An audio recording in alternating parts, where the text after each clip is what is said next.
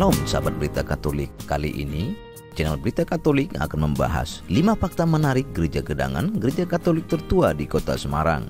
Gereja Santo Yusuf di Jalan Ronggo Warsito atau oleh masyarakat Semarang sering disebut Gereja Gedangan merupakan cikal bakal gereja Katolik di Indonesia. Gereja yang lokasinya tak jauh dari kawasan Kota Lama Semarang ini berdiri pada tahun 1875. Dari berbagai literasi, berdirinya gereja ini sekitar pada tahun 1808.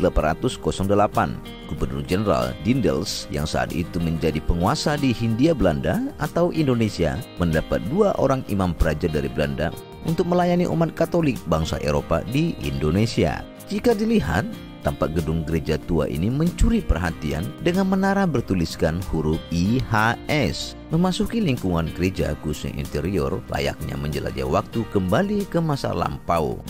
Nah, sahabat Berita Katolik, penasaran nih fakta menarik apa saja tentang gereja ini?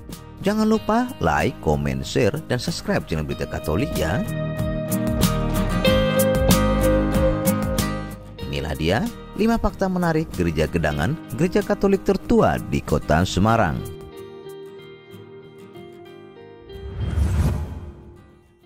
Satu, asal mula dinamakan Gedangan. Gereja Gedangan sebenarnya bukan nama gereja ini, sahabat Berita Katolik. Salah satu gereja tertua di Indonesia peninggalan era kolonial ini bernama Gereja Santo Yusuf atau Santo Joseph. Masyarakat lokal lebih mengenal gereja tersebut dengan nama Gereja Gedangan sebab kala itu gereja tersebut dibangun di jalan Jistrat Klosterstraat Gedangan. Menurut sejarahnya, Gereja Gedangan ini merupakan cikal bakal gereja Katolik tertua di kota Semarang. Huruf HAS yang berada di puncak menara merupakan 3 huruf pertama dari nama Yesus seperti tertulis dalam abjad Yunani. Dalam bahasa Latin diartikan Yesus Hominum Salvator, yang berarti Yesus penyelamat manusia. Kedatangan imam pertama kali yakni pada tahun 1808 saat Pastor Lambertus Prinsen dikirim dari Belanda ke Hindia Belanda sebagai pastor yang bertugas untuk Semarang dan beberapa pemukiman warga sekitarnya. Saat itu, peletakan batu pertama baru dilakukan oleh Pastor Lisnen pada tahun 1870 dan selesai dibangun pada tahun 1875. Sementara gedungnya dirancang oleh seorang arsitek Belanda bernama W.I. van Bekel. Namun sayangnya, pada tahun 1873, menara yang sudah terpasang sempat roboh karena tiang yang terbuat dari batu bata tidak kuat menahan beban. Jangan bersedih hati, sahabat Berita Katolik. Tenang, menaranya akhirnya dibangun kembali dengan batu bata yang diimpor dari Belanda. Makanya sampai saat ini masih berdiri megah.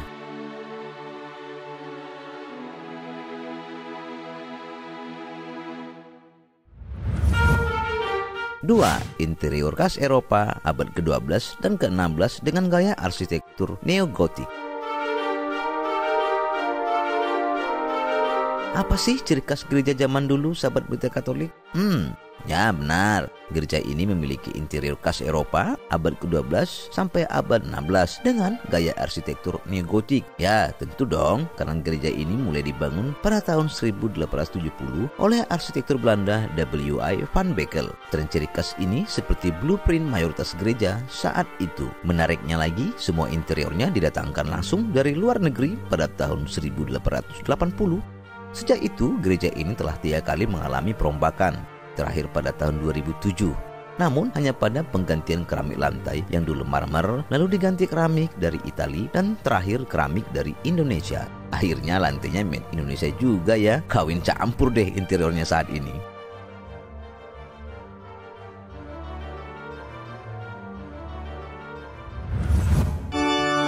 Tiga, patung tokoh agung didatangkan dari Jerman. Hal mengesankan lainnya, di dalam ruangan gereja terdapat 4 patung tokoh agung dari Perjanjian Lama dan Baru, yakni Abraham, Santo Petrus, Santo Paulus, dan Imam Malkisedek. Patung tersebut secara khusus didatangkan langsung dari Jerman. Tujuannya untuk menghiasi altar lama di atas tabernakel atau tempat penyembahan. Sedangkan di atas altar ruang gereja terdapat art glass Santo Yusuf sebagai sosok pelindung gereja Katolik Gedangan yang berusia ratusan tahun.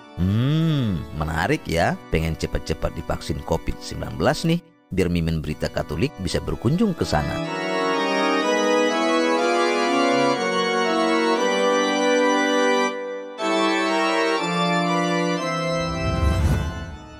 4. Pipa, orgel, batu nisan, dan lonceng gereja.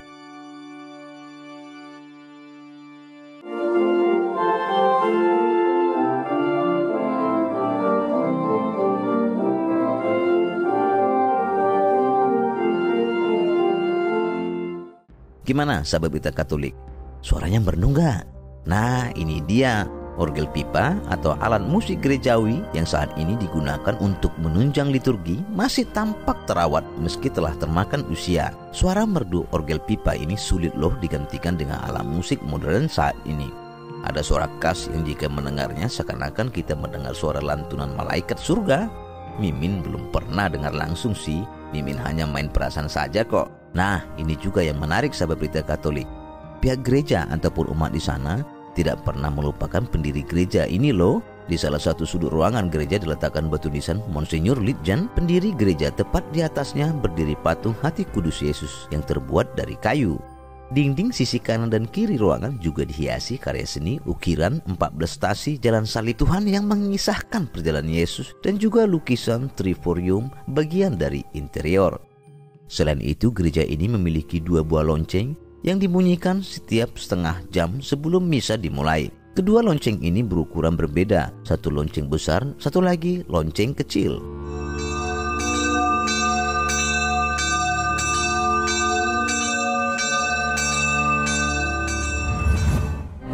5. Uskup pribumi pertama berjuang melawan Jepang.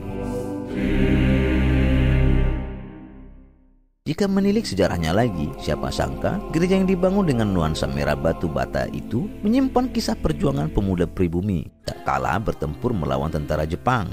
Perlawanan ini dikenal dengan pertempuran 5 hari di Semarang pada 15 hingga 19 Oktober 1945.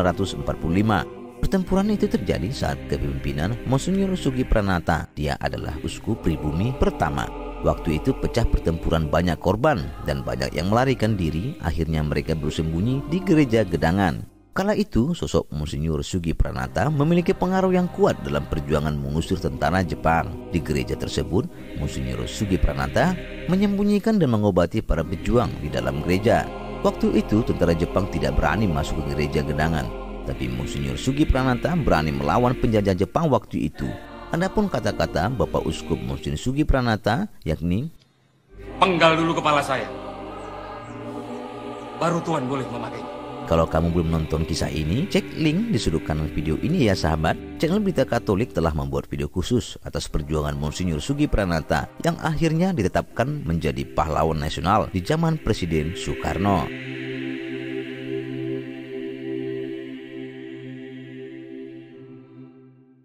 Demikian 5 fakta menarik gereja Gedangan, gereja Katolik tertua di kota Semarang. Gimana sahabat Berita Katolik? Menarik bukan?